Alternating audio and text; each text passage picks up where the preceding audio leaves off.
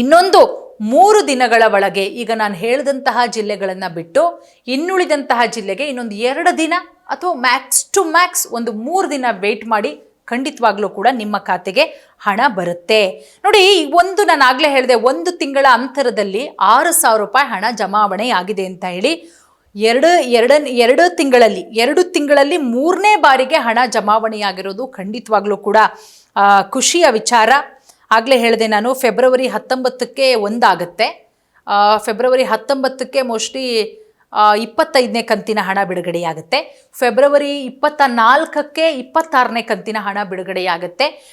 March 9ನೇ 10ನೇ ತಾರೀಕಿಗೆ already ಆಗಿದೆ. So ಈಗ ಬಂದಿದೆ, ಚೆಕ್ ಮಾಡ್ಕೋಬಹುದು. ಈಗ 27ನೇ ಕಂತಿನ ಹಣ.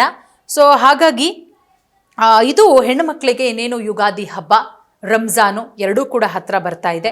ಎರಡಕ್ಕೂ ಕೂಡ ಬಹಳಷ್ಟು ಉಪಯೋಗ ಆಗುತ್ತೆ. ಸೊ ರಾಜ್ಯದ ಹೆಣ್ಣುಮಕ್ಕಳಿಗೆ ಬಹಳಷ್ಟು ಖುಷಿಯ ವಿಚಾರ. ಇನ್ನೊಂದು, ಅಯ್ಯೋ ನಮಗೆ ಬಂದೇ ಇಲ್ಲ, ಇವರೇನಪ್ಪ ಬಂದಿದೆ 27ನೇ ಕಂತಿನ ಹಣ ಅಂತ ಹೇಳ್ತಾ ಇದ್ದಾರೆ ಅಂತಲ್ಲ, ಒಂದಷ್ಟು ಹೆಣ್ಣುಮಕ್ಕಳಿಗೆ ಬಂದಿದೆ. ನಾವು ಚೆಕ್ ಮಾಡಿಕೊಂಡೇ ನಿಮಗೆ ಮಾಹಿತಿಯನ್ನು ಕೊಡ್ತಾ ಇರೋದು. ಎಲ್ಲ ಜಿಲ್ಲೆಗಳ ಹೆಣ್ಮಕ್ಳಿಗೂ ಕೂಡ ಕರೆ ಮಾಡಿ ಮಾಹಿತಿಯನ್ನು ಪಡ್ಕೊಂಡ್ವಿ.